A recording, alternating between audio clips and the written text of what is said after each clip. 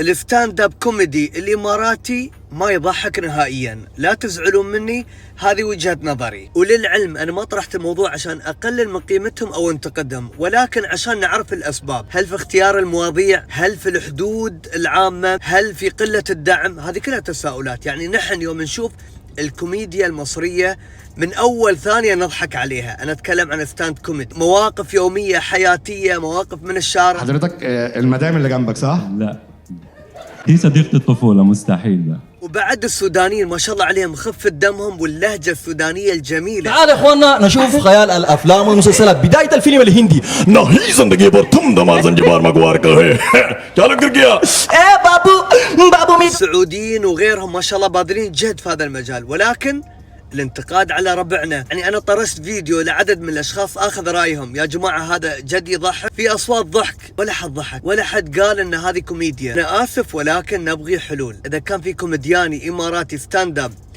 فنان اكتبوا لنا في التعليقات، واذا كان غير اماراتي بعد خلونا نتابعه، يستحق الدعم.